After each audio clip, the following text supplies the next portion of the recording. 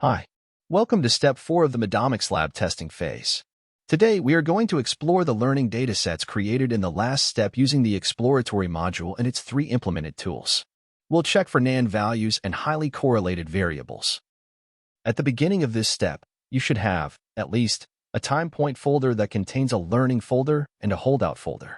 Each of these folders should contain 4 datasets. You should also have the new demographic embeddings CSV file that we gave you. Let's open the exploratory module to examine our learning datasets. Feel free to explore the data on your own using all the available tools before proceeding to this step. For this step, we'll begin by examining our data using the YData-profiling tool.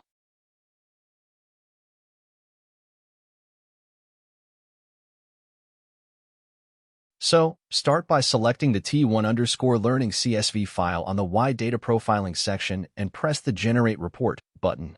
Wait for the report to be generated. Once the report is ready, click on the Open Generated File button.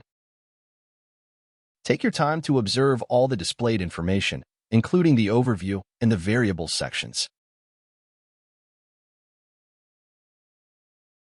I often find the Alerts section useful, so that's where I'm heading first. Click on the Alerts section, and you'll notice many alerts, most of them related to missing values. Note down the missing values percentages in a table.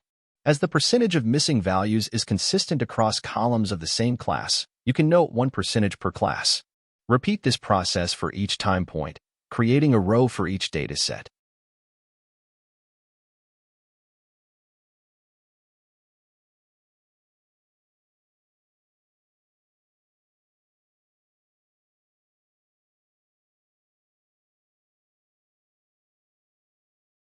The completed row for the first time point looks something like this.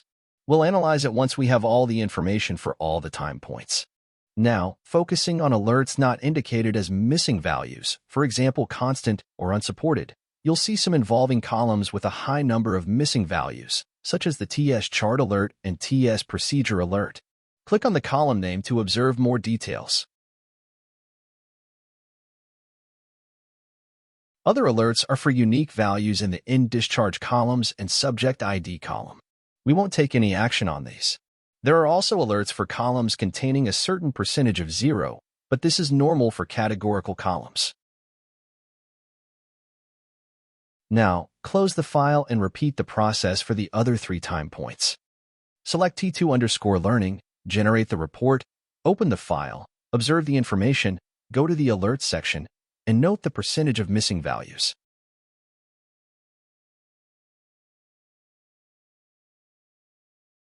Close this report. As an example, let's select 2 datasets simultaneously. Begin by selecting T3_learning, then click on the Compare with another dataset button. Choose T4_learning in the second list and press the Generate Compare Report button. Finally, click the Open Generated File button. The generated report will contain all the same elements as for one dataset, except that all the data will be displayed for the 2 datasets. Again, take your time to observe the report. Please note that this comparative report doesn't have as much information as a single report because, in this example, I didn't have the image columns in the T4 dataset.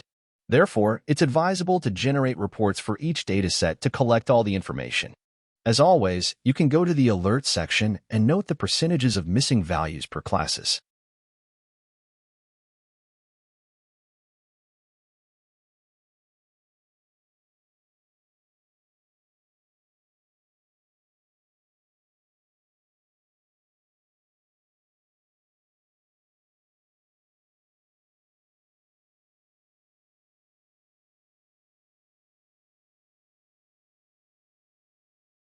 If you examine the datasets one by one, you should have this table. I've added colors to highlight different levels of missing values. Analyzing this table, we can make some observations. First, the demographic data from the patients have been split through the different time points, causing them to have a lot of missing values in each time point, so we can't really exploit them like this. Wait, does it make sense? Usually demographics are recorded at the first visit and do not change. So, we are going to consider that this data have been collected at the first time point only, T1. Secondly, we can observe that the procedure event class contains numerous NaN values at every time point. In fact, for this class, a lack of value implies that there was no procedure. To retain the information from this class, we are going to transform the empty cells into 0. And finally, we can see that there are a lot of missing values from the chart events at time point 1. But as this is not the case for the other time points, we are simply going to remove this class from T1. So, here is a brief recap of what we are going to do. 1. Set the demographics in T1 only. 2. Remove chart events from T1. 3. Transform empty cells to 0 in the procedure events.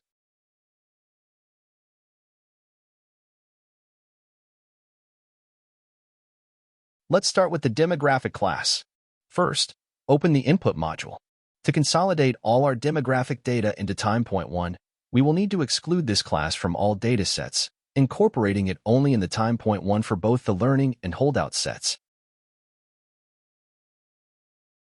To achieve this, we will use the Delete Columns tool. Open the Delete Column tool accordion. Now, let's begin with the learning datasets. Select T1_learning from the CSV list. The dataset columns will be presented, all selected by default. Deselect the demographic columns. There should be a total of 6 demographic columns. Then, press the Create Subset from Selected Columns button at the bottom of the accordion to create a new dataset without the demographic data.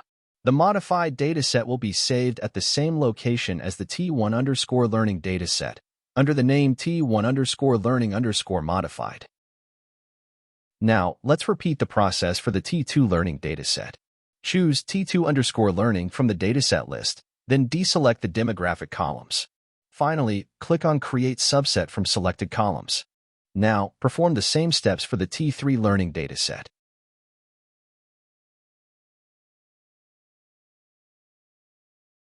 Now for T4 learning.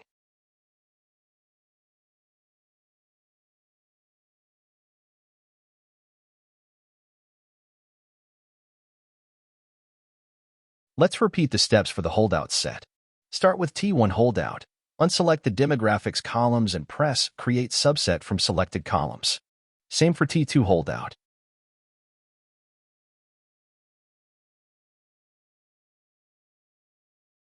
Again for T3 holdout.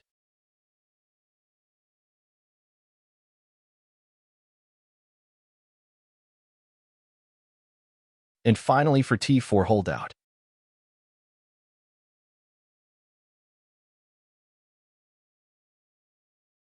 Then, verify that all the previous steps were successful by opening your 8 modified datasets and confirming that none of them contain demographic data.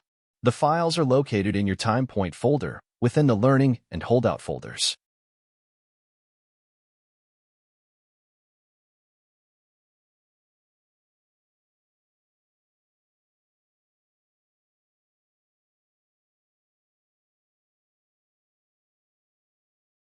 Well, now that we have removed all the demographics from all the time points, we are going to merge all the demographic data into the T1 learning and T1 holdout datasets.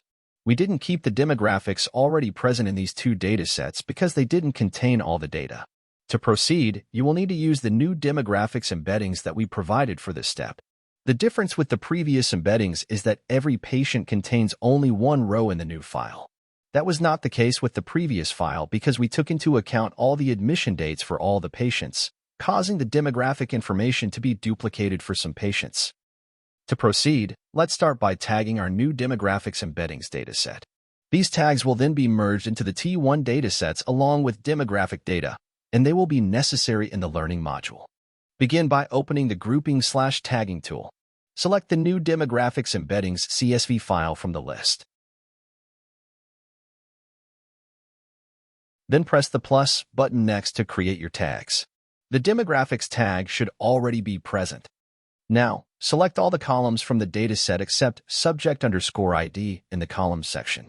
Add the tag demographic in the set/modify tags section and press the green button. Finally, answer yes to the 2 questions.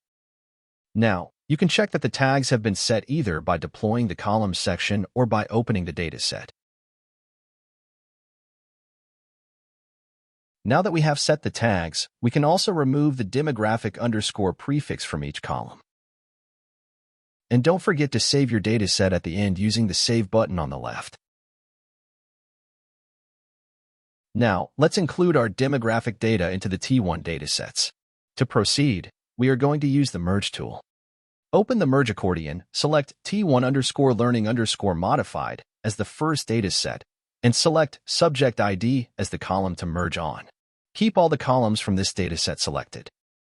Then select the new demographics embeddings as the second dataset. Set Enter as the merge type to keep information only for patients present in the learning set, and select all the columns from this second dataset. Name the result dataset T1_learning_modified2 and press the Merge button.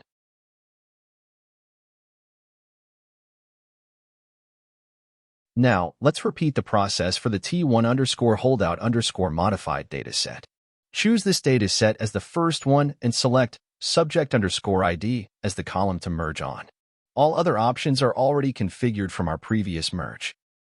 Name the new dataset T1_holdout_modified2 and click the Merge button. Your result files have been saved in the same locations as the T1 Learning Modified and T1 Holdout Modified files. You can open them to verify that the merge was successful.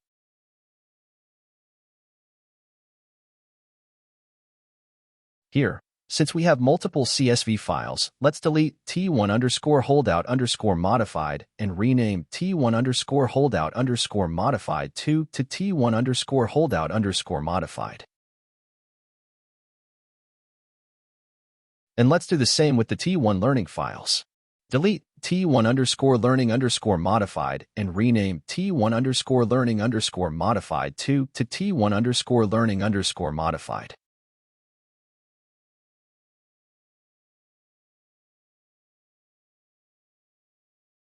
Let's now remove the chart events from the T1 datasets. Start by opening the Delete Columns accordion. Select T1_learning_modified as the dataset to remove columns from. In the columns to keep section, deselect the chart columns. There should be 10 of them.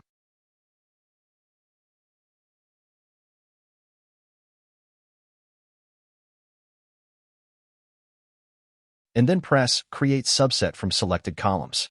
Your dataset will be saved at the same location as the selected one and named T1_learning_modified_modified. Proceed similarly with the T1_holdout_modified dataset. Select it from the dataset list and unselect the 10 chart columns.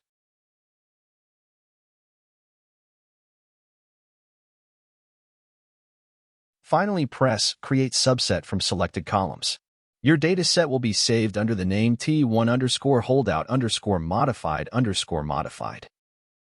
Then, open your generated datasets to ensure that they don't contain chart columns. Now, given the abundance of CSV files, let's follow the same procedure as before. Delete the T1_learning_modified dataset and rename T1_learning_modified_modified to T1_learning_modified. Do the same with the holdout set. Delete the T1_holdout_modified dataset and rename T1_holdout_modified_modified to T1_holdout_modified.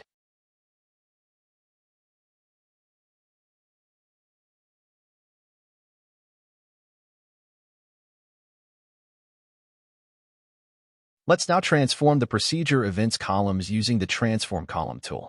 We are going to apply the following instructions to our 8 modified datasets. Open the Transform Columns tool accordion. Select T1_learning_modified from the dataset list. In the Columns to Transform section, all the columns will be selected by default. Unselect all the columns except the ones containing the TS_procedure prefix. There should be 10 columns.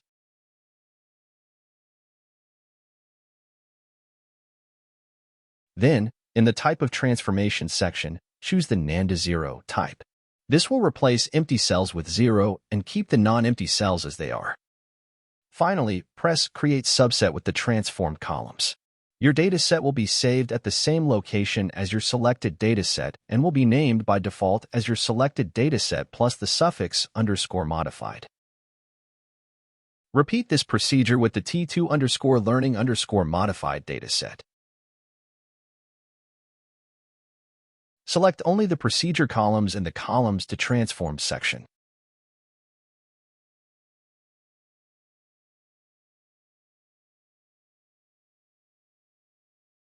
Keep NaN to 0 as the type of transformation. Keep the default name and press Create Subset with the transformed columns. Now, repeat the procedure for T3_learning_modified.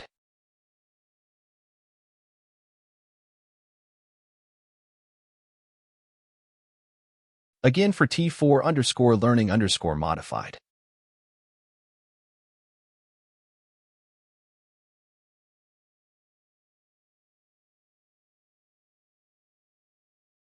Now, let's do the same on the holdout set datasets. Start with T1_holdout_modified.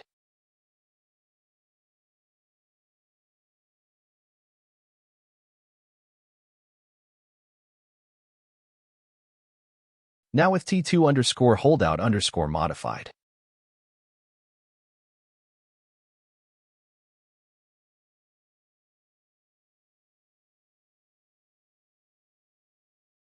Again with T3_holdout_modified.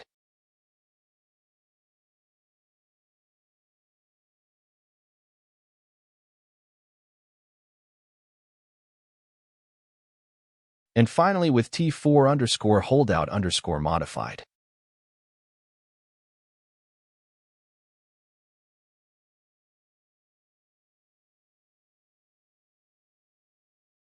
Now, as always, you can open your generated files to check if the transformation was applied as expected.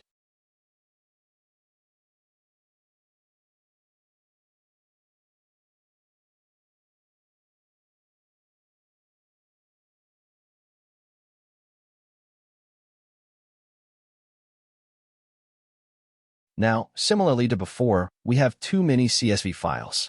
Let's delete the ones containing only one instance of the _modified suffix and rename the ones containing two instances of the _modified suffix to keep only one instance of the suffix.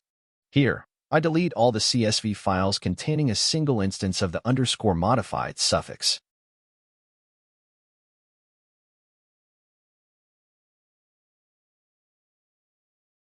And now, I rename all the CSV files containing two instances of the _modified suffix to keep only one instance of the suffix in each file name.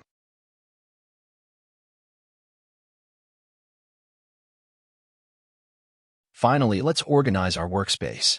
We are going to separate our modified datasets from the original ones. Create a new folder in the time point folder and name it Original. Then, create two folders in Original and name them Learning and Holdout.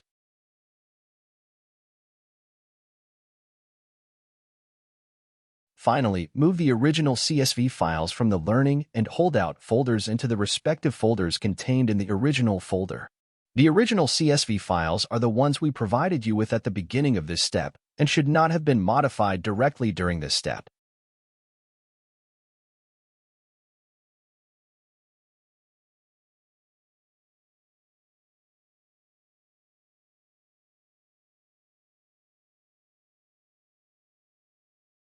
Let's return to the exploratory module. This time, we will explore our data using the Detail tool, focusing on correlations between variables. We will analyze our modified learning datasets. Let's select T1_learning_modified in the Detail section. Next, press Generate Report. Once the report has been generated, click on Open Detail. This will open a new tab containing the detail tools that you can apply to your dataset. If you move your cursor to the top of the page, the Detail menu will appear, offering various tools to assist you in analyzing your dataset. Please pause the video and take the time to explore the Detail tools on your own. Here, we are going to utilize Detail to observe correlations between variables. On the Detail menu, click on Visualize and select Correlations. This will display the correlation matrix of the dataset. You can observe the correlations by scrolling vertically and horizontally on the displayed matrix.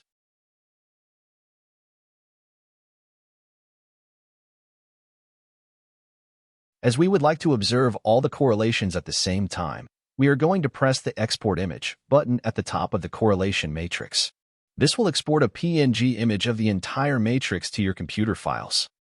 Let's create a folder on your computer, not necessarily within the MEDomicsLab workspace, named Correlations. Save the PNG image here under the name T1.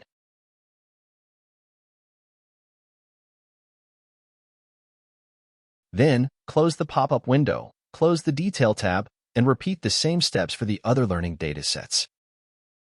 Select T2_learning_modified in the Detailed Dataset List section and click on Generate Report. Then, open the generated report. Open the correlation matrix by clicking on Visualize and then Correlations on the Detail menu. And export the PNG image of the correlation matrix to the same location as before, naming this file T2. Then, close the pop-up window, close the Detail tab, and follow the same steps for T3_learning_modified.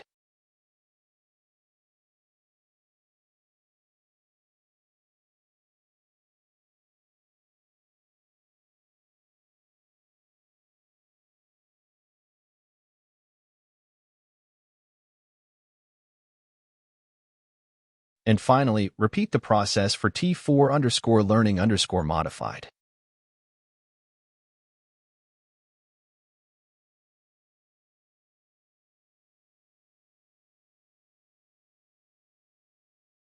Now, let's analyze our correlation matrices. If we observe carefully, we may notice some similarities between all the time points. We have squares of stronger color intensity on the diagonal, representing a high correlation rate among attributes of the same class. For example, these squares represent the lab events class named TS_lab. These ones represent the chart events class named TS_chart. These ones represent the procedure events class named TS_procedure. These ones represent the discharge notes class named InDischarge. These ones represent the radiology notes class named InRadiology.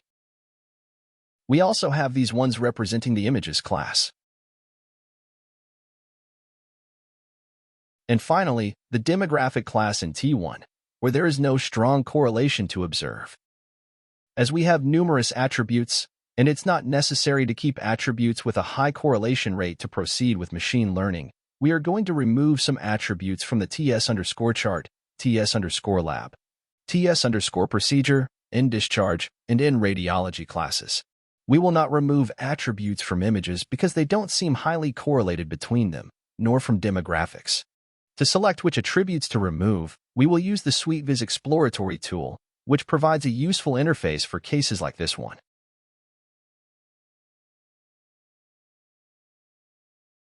Let's open the exploratory module. Select T1_learning_modified in the SweetViz dataset list, then choose Target as the target column and press Generate Report.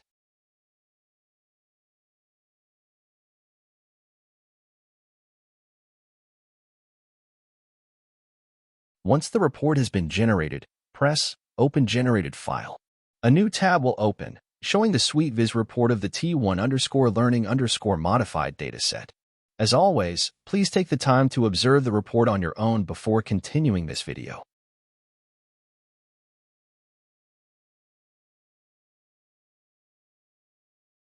In this report, you will have several pieces of information displayed by columns from the dataset.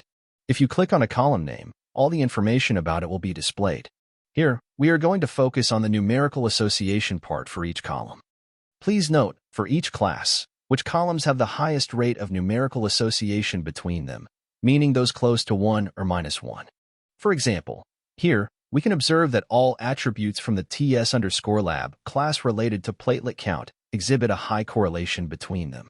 If this pattern persists across all time points, it might be reasonable to consider removing some of these columns. Please take the time to observe the other columns in a similar manner. Also, note that for a few columns, such as the TS_procedure ones, there might not be strong numerical associations, but there could be significant categorical associations.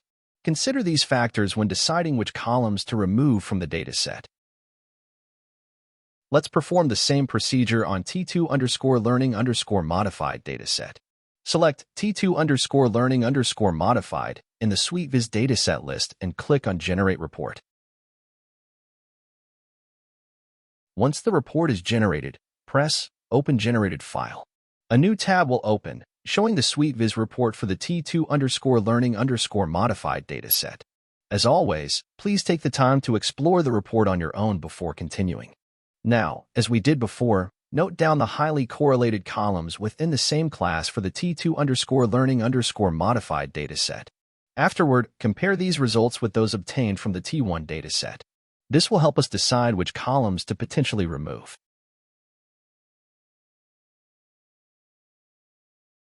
Now, we will explore T3 and T4 simultaneously using SweetViz. Begin by selecting T3_learning_modified from the dataset list and set Target as the target column. Then, click on the Compare with Another Dataset button. Choose T4_learning_modified as the second dataset. Subsequently, press the Generate Compare Report button.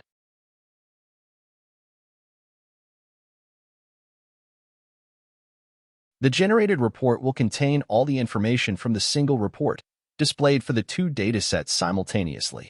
Take your time to observe the report before proceeding. As before, note down the columns that have high correlated rates within the same class and compare this to the previous results.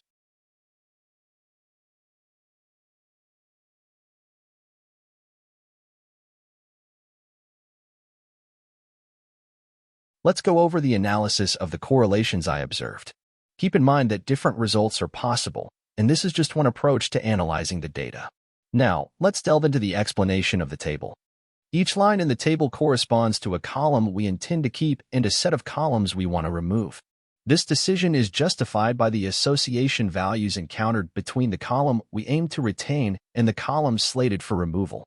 In the table, not all the columns are represented. The primary focus lies on the columns slated for removal, and the column identified as the one we want to keep is included to justify the exclusion of the other columns.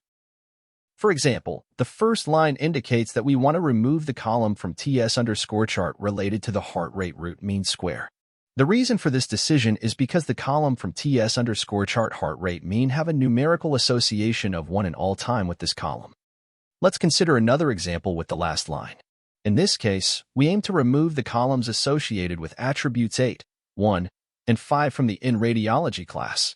This decision is based on the numerical association between these columns and the one related to attribute 0, which exhibits a rate ranging from 0.84 to 0.93 across all datasets.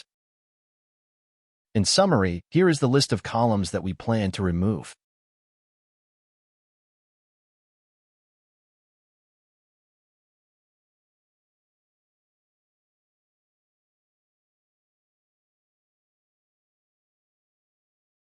Let's proceed to the final part of this video and remove the columns we choose from our 8 modified datasets. Take your time to proceed with this step in order to avoid making mistakes. Here, we are going to utilize the Delete Columns tool from the Input module. Open the Input module and navigate to the Delete Column tool accordion. Let's begin by eliminating columns from our modified learning dataset. Choose T1_learning_modified from the list. Deploy the columns to keep section and deselect the 21 columns we have chosen to remove.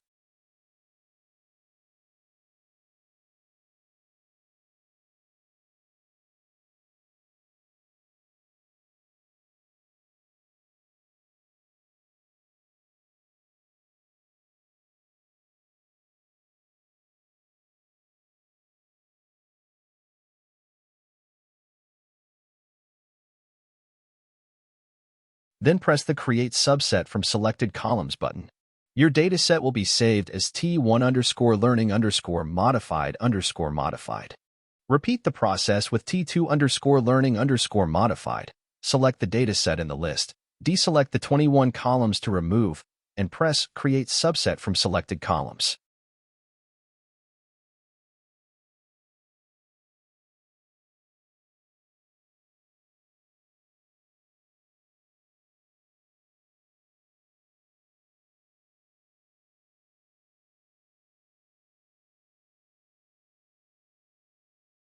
Do the same with T3_learning_modified.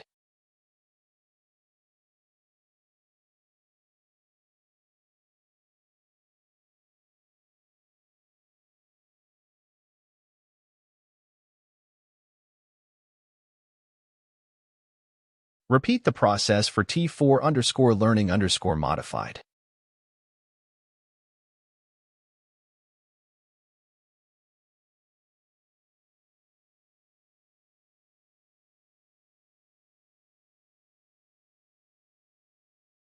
Then, let's repeat the process with the holdout datasets.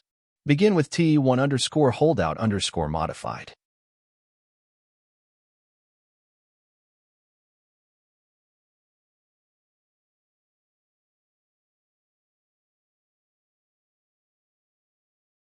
Same thing for T2_holdout_modified.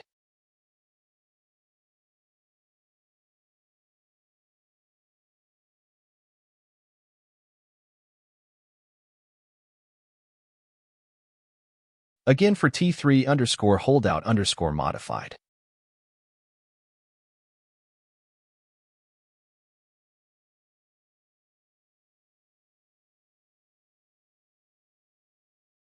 And finally with T4_holdout_modified.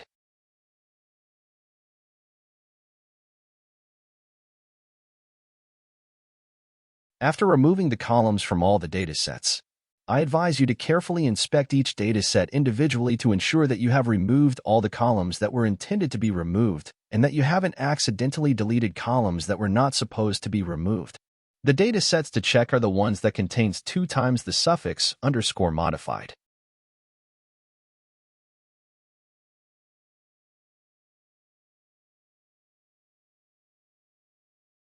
Finally, since we have numerous datasets, let's eliminate the old modified datasets and rename the new modified datasets to the old ones, with only one _modified suffix. Begin by deleting the 8 datasets that contain only one instance of the _modified suffix.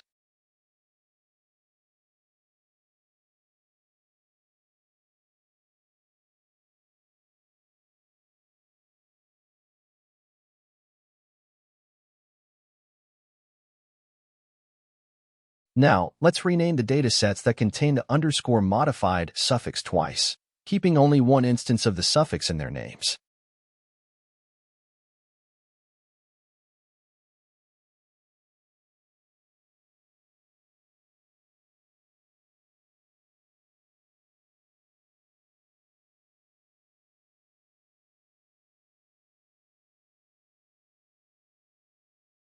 Well, that concludes Step 4 of the MEDomicsLab testing phase. See you soon for Step 5, where we'll dive into the development layer and utilize the machine learning module.